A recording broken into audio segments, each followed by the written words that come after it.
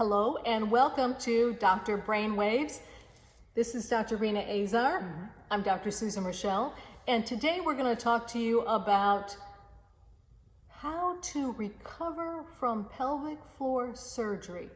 This is a huge surgery, so you need to be prepared not just after surgery, but before surgery as well.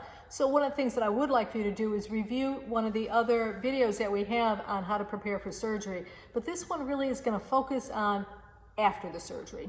Dr. Azar. Exactly. So I like patients to be aware that after surgery they will go home and they will need to have some assistance. I think for several reasons. One, because they're not going to be necessarily steady on their feet because they're on medication, pain medicine, and they're going to be stiff and sore. So it's good to make sure that although they're able to walk around, etc., that they may need some help getting to further ends of the house, for example, or specifically getting in the shower, getting in and out of the bathtub. So people will need to be prepared to have assistance at home for movements. In addition, people do not need to be doing in the first week or two anything that is heavy duty, and that includes housework. That includes any kind of exercise. I really think good rest for the first week to 2 weeks, depending on the type of surgery you have and how extensive it is. The more rest, the better. Getting up to use the restroom and take a shower and a bath is enough exercise for that first week to 2 weeks. The other important point of this, because I myself have had this surgery, is that that includes, when she talks about exercise, that includes sexual intimacy as well. You really want to try and hold off on some of those behaviors. Absolutely. The other question I have for you is, how long would you expect a person to be in the hospital after a procedure like that, on the average? For pelvic floor surgery, which might involve a hysterectomy and or a front repair, which would involve a bladder type tack, or a posterior wall repair, which is a tucking of the posterior wall, or a sphincteroplasty, which is reconnecting the muscle around the bowels. If you have any or all of those components, the stay in the hospital will be from 1 to 3 days. And after you go home, you will need to rest, as I've already referred to, for a week to 2 weeks. I also like to advise people to take their pain medicine regularly. Taking your pain medicine regularly makes you relax more. Good relaxation leads to good rest, good sleep quality, less tension for your body, and in my opinion and also my experience, much faster and much better recovery. In other words, when I see a person a week out from surgery who has not been taking their pain medicine regularly, they are far more tired looking, oftentimes a little bit agitated and irritable and uncomfortable. And the people who have adhered to taking their pain medicine and resting a lot are peaceful, happy, well-rested, and recovering nicely. And I think that even actually is something I can see in wound care. When I look at the abdominal wound or the perineal wound, which is the one down below, healing is consistently better in people who take their pain medicines regularly.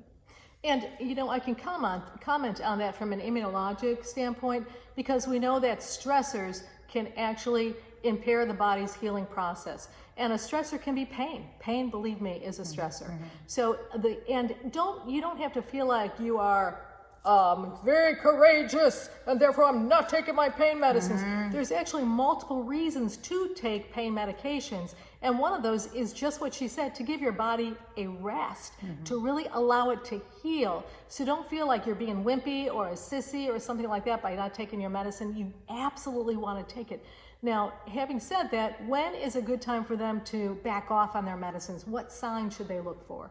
I generally tell people, based upon the type of surgery they have, the specific date to start thinking about weaning down on the medicines, meaning extending the time period between medication dosages. So that will vary anywhere from 5 days to 10 days. And I also like to remind people that they are waterproof. Another thing that promotes really good healing is water and soap.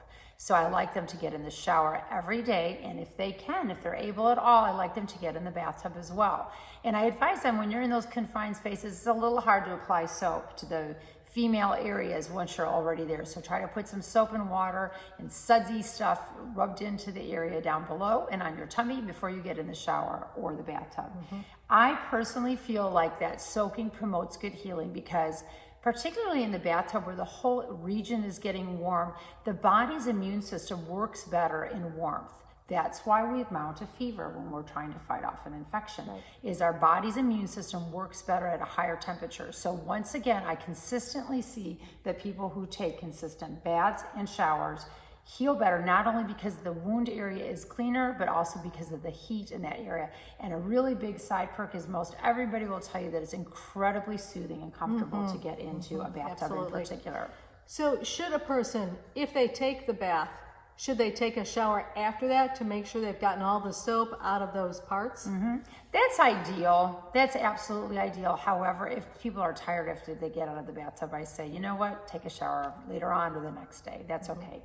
A few specks of a little bit of body sweat or dirt is not going to bother you for a few hours. What about the soap? Would that be a problem? No, the soap is not irritating. Although I do like people to use kind of mild soap, like baby soap, or small amounts of a soap are obviously kind of consistent with mild soap. So, and from an allergist standpoint, I also recommend that whatever you use on your body, try and use fragrant-free or dye-free substances or cleansing agents, because we know a lot of those fragrances and dyes, they can cause a reaction. And when the tissue is inflamed or swollen, then there's more likely to be that whatever the substance is on the skin is more likely to penetrate into the body and develop into a rash or some kind of a reaction. So I usually recommend the dye-free, fragrant-free, you know, no chemicals as much as possible. Absolutely, that's well put. And I like to remind people, if you have symptoms of nausea with vomiting, fever or chills, increased pain level, or bleeding that has not been noted prior to your going home, that is something you need to call and let the doctor know about right away. If you have a problem and you catch it early, it will never develop into a severe problem. So exacerbation of symptoms getting worse, new symptoms, nausea, vomiting, fever, chills, those are things you bring to your doctor immediately.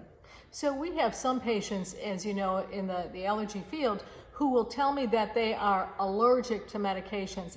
And it may not be an allergy, it may be more of an adverse event or a side effect from the medicines. How do you treat those patients who come in and tell you that they can't take these pain medicines? Yeah, that's very important to know, not only for the pain medications, but also for allergies. Sometimes if we really want that person to be on that medicine and it's a side effect rather than an allergy, we might just treat the side effect, because those are short duration medications. We're not trying to look at tolerating those for a long period of time. Alternatively, we can change it. So rather than just stopping a medication that you're having a problem with, an important message, take it to your doctor, let them make a decision along with you about what you can do about an adverse side effect or reaction that you're having to that medication. And know that in our office, as well as Dr. Azar's office, we are available 24 hours a day.